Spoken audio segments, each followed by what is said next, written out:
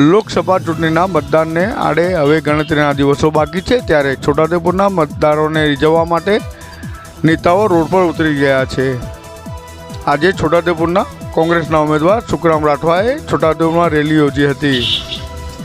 લોકસભાના ચૂંટણીના મતદાનની તારીખ નજીક આવતા જ ઉમેદવારોએ ચૂંટણી પ્રચાર તેજ કરી દીધો છે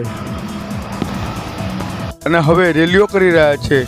ઘરે ઘરે દુકાને દુકાને ફરી લોકો પાસે મત માંગી રહ્યા છે। ત્યારે આજે છોટાઉદેપુર લોકસભાના બેઠકના કોંગ્રેસના ઉમેદવાર સુખરામ રાઠવાએ છોટાઉદેપુર નગરમાં રેલી કાઢી હતી।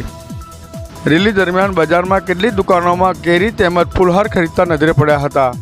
સાથે સાથે નગરમાં આવેલ બાબા સાહેબ આંબેડકર, ગાંધીજી, સરદાર પટેલ, બિરસા મુંડાની પ્રતિમાને ફૂલહાર કર્યા હતા અને ગામમાં આવેલ ગોરારામજી તેમજ કાલિકા માતાના મંદિરે દર્શન કર્યા હતા। છોટાઉદેપુરથી અજય જાની।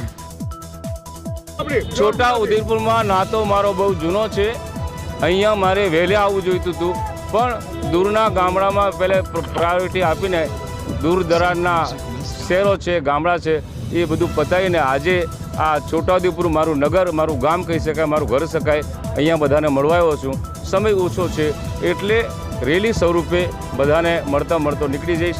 કદાચ સમય મળશે તો નુક્કડ મિટિંગ પણ કરવા વિચાર કરી રહ્યો છું અને બધું કરશું। ઉદયપુરના યુવાન મિત્રો, ઉદયપુરના મતદારો શું ઈચ્છી રહ્યા છે તે પ્રમાણે કરશું।